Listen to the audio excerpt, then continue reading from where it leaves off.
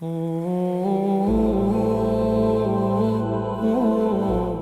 u nis të shkonte në këtë betejë i motivuar shpirtërisht dhe fizikisht. Ai tashmë ishte në fillim të rinisë dhe në kulmin e energjisë. Nuk i kishte kaluar akoma të 16-tat. Madje mund të ishte më i riu në moshë ndër gjithë ushtarët, dhe ndoshta kjo ishte edhe betejë e tij e parë. Por, kur nisi betejja, vullneti i tij e shtynte që të përballej me idhujtarin më të ashpër dhe më të fortë. Mes idhujtarëve dalloi njëri që kur sulmonin ishte më i fortë ndër ta dhe kur tërhiqeshin ishte mbrojtësi i tyre. Kur vendoste të sulmonte ndonjërin nga muslimanët, shkonte dhe e vriste menjëherë. Bashkë me njërin nga ensarët ju drejtuan atij me armë në dorë dhe arritën ta kapin. Por në momentin e fundit ai thiri me zë të lartë fjalën e shpëtimit: La ilaha illallah. Ensari e tërhoqi shpatën e tij, kurse ai mendoi se thirrja e tij kishte për qëllim vetëm të shpëtonte nga tehu i shpatës. E si mund të ishte ndryshe kur muslimanët e vrarë nga ai ishin akoma të zhytur në gjak? Prandaj e goditi me heshtën e tij dhe e la të vdekur në vend. Pas kësaj, idhujtarët e humbën forcën dhe pësuan disfat. Erdhi lajmëtari tek i dërguari Allahut sallallahu alaihi wasallam, duke i dhënë si harriqin e fitores dhe duke i treguar rreth betejës dhe gjërave që kishin ndodhur gjatë saj. Ndër të tjera, ai tregoi edhe për lajmin e vrasjes së këtij personi dhe asaj që kishte thënë para se të vritej. Kjo gjë shqetësoi shumë të dërguarin e Allahut sallallahu alaihi wasallam dhe kërkoi që Usameja të paraqitej para tij dhe i tha: O Usame, a e vrave dhe pasi tha La ilaha illallah? A i tha: O i dërguari i Allahut, a i e tha atë vetëm për të shpëtuar nga shpata dhe vdekja? I dërguari i tha: a ja hape vallë zemrën që ta dish nëse e tha atë për atë qëllim apo jo? Usame deshi t'ia shpjegonte të dërguarit të Allahut se ai person meritonte vdekjen për shkak të numrit të madh të muslimanëve që kishte vrarë dhe i tha: O i dërguari i Allahut, ai u shkaktoi shumë humbje muslimanëve.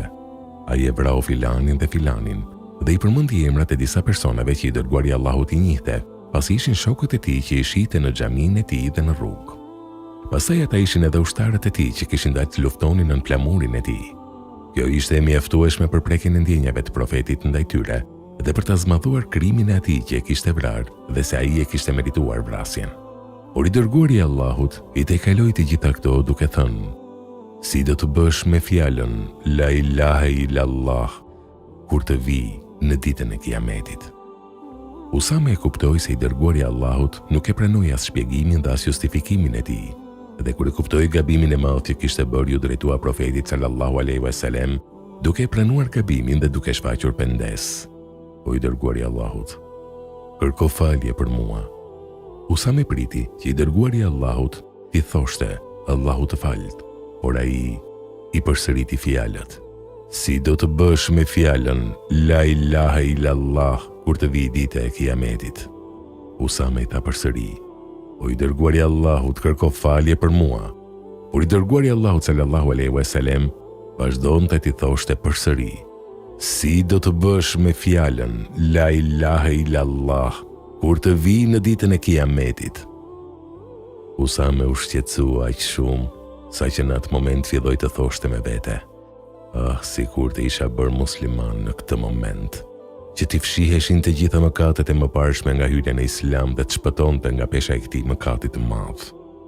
Gjurmët e këtij edukimi profetik mbetën të thella në ndërgjegjen e Usames radiallahu anhu, prandaj ishte edhe nga njerëzit që kujdesej më shumë në kohë provash që të mos i cënonte jetët e njerëzve nga frika se mes tyre mund të ishte ndonjë që dëshmonte La ilaha illallah. Aq i kujdesshëm tregoi Usame në këtë gjë, saqë edhe vet Saad ibn Ebi Vekasi radiallahu anhu, me gjithë moshën, gradën dhe pozitën e lartë që gëzonte, thoshte: Unë nuk luftoj kundër asnjë muslimani derisa ta shoh Usamen ta luftoj atë. Kjo ishte për shkak të kujdesit të madh që tregonte Usamja në këtë pikë. Salavatet më të ëmbla dhe më të sinqerta i dërgojnë mbi robin dhe të dërguarin e tij Muhammedin sallallahu alaihi wasallam, që i mësoi dhe edukoi shokët e tij në formën më të mirë. 1. Në të rregjë vëmendjen mosha relativisht e vogël e Usames radiallahu anhu në këtë betejë. E të drejtë habit është si një djalë i ri në këtë moshë del vullnetar në këtë betejë me një vizion të qartë dhe objektiv të përcaktuar. Ai nuk ishte i friksuar. sepse dalja në fushën e betejës ishte paraprirë nga përgatitja fizike, mendore dhe shpirtërore, derisa arriti grada të larta të sigurisë dhe shpresës tek Allahu i Madhërisëm, dhe në këtë mënyrë u aftësua për të hyrë në radhat e ushtrisë. Ky qortim profetik tregon dhe pjekurinë mendore të atij që i drejtohej në mënyrë që të mos shkojë në mendje se këtë fjalë profetike dhe me këtë mënyrë, duke ju drejtuar një adoleshenti rreth 16 vjeç.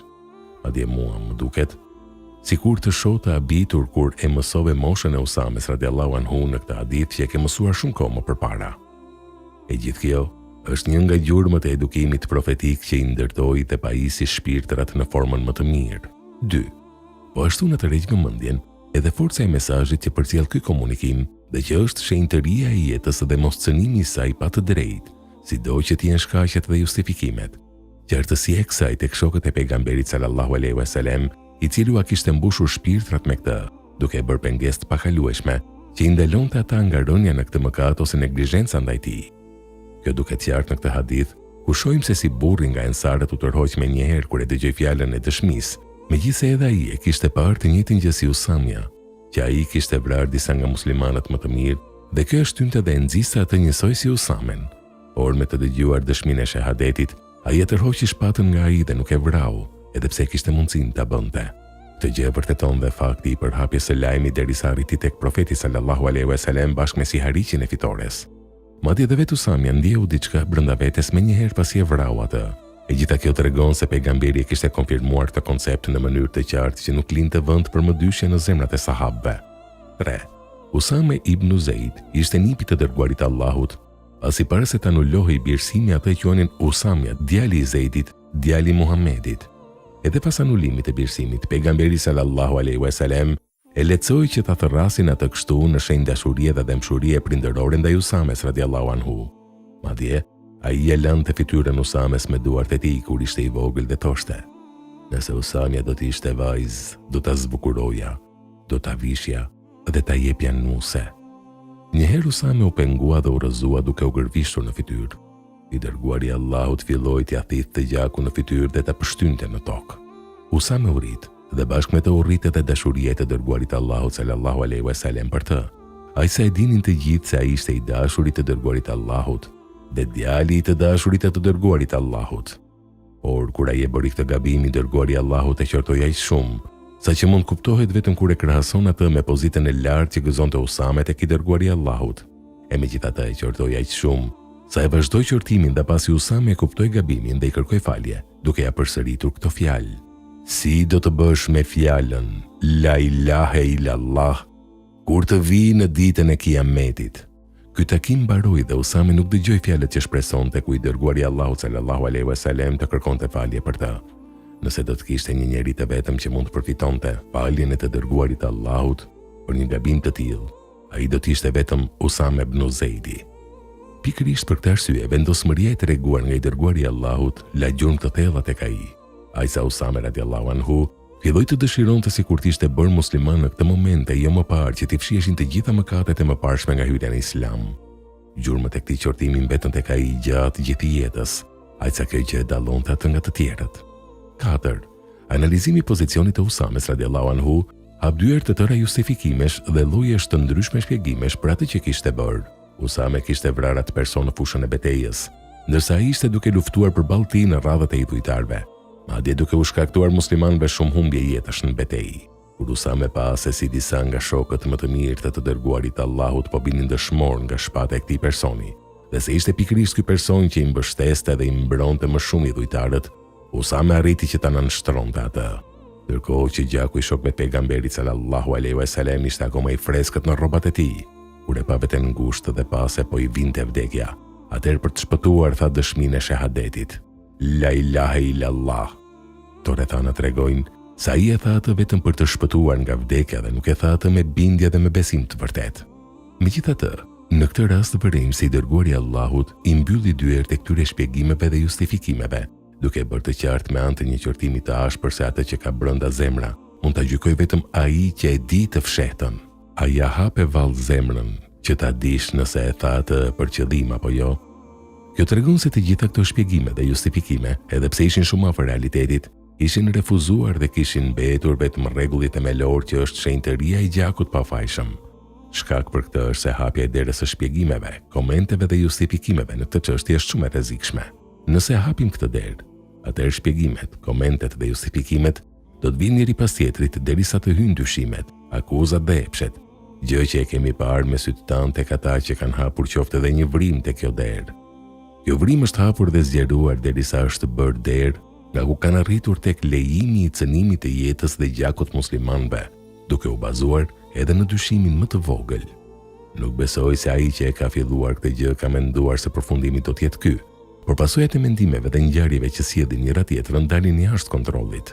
Por tradita profetike e ka mbyllur derën e shpjegimeve dhe komenteve në çështjet e gjakut dhe i ka mbyllur rrugët e tyre, duke mbajtur çështjen e gjakut në origjinën e saj të shenjtërisë dhe paprekshmërisë, pa lënë vend për asnjë më dyshje.